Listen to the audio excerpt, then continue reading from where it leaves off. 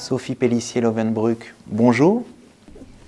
Nous sommes aux Rencontres Business. Fromont-Briens est partenaire de cet événement. Vous êtes avocat associé en droit social et vous avez animé un atelier sur les ordonnances Macron.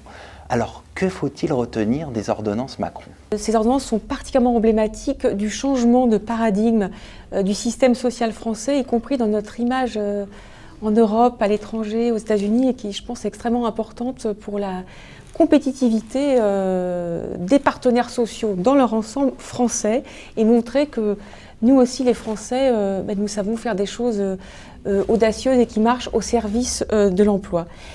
Il y a tout d'abord, ce qu'on a démontré, un vrai changement de paradigme avec finalement, dans le droit du licenciement, un peu ce qui existe en ce moment, un droit à l'erreur. C'est-à-dire que l'employeur doit toujours motiver son licenciement, mais on sera moins sévère avec lui s'il fait une erreur de formalisme. Alors qu'avant, une erreur de formalisme, automatiquement, pas de cause réelle et sérieuse. Donc ça, c'est vraiment une première grosse novation.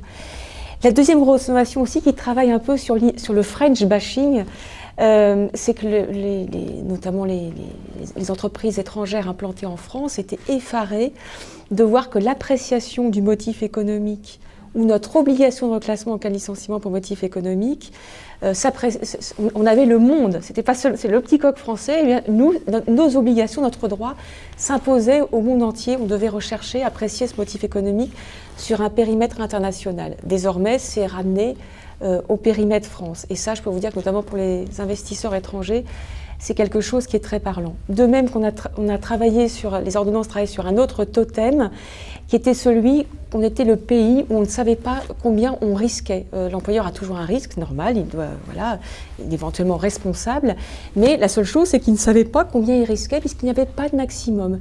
Et avec l'introduction d'un barème d'indemnisation, eh bien maintenant, les entreprises peuvent chiffrer leurs risques, ce qui est quand même aussi un facteur de progrès et qui aide à la discussion avec les salariés. Donc le loto, c'est fini, d'une certaine manière. Et puis, troisième chose qui est importante aussi, c'est que la France a enfin développé des outils de flexi-sécurité, c'est-à-dire à la fois la flexibilité pour l'employeur, des sécurités, des garanties pour le salarié, là aussi avec moins de paradoxes. C'est-à-dire qu'on avait essayé de le faire depuis 15 ans, mais à chaque fois, on gardait des contraintes qui faisaient que les systèmes ne marchaient pas, c'est-à-dire qu'il n'y avait pas d'accord entre les partenaires sociaux sur ces sujets. Aujourd'hui, l'accord de performance collective sort complètement du champ du licenciement pour motif économique, de même que l'accord de rupture conventionnelle et celui du congé de mobilité.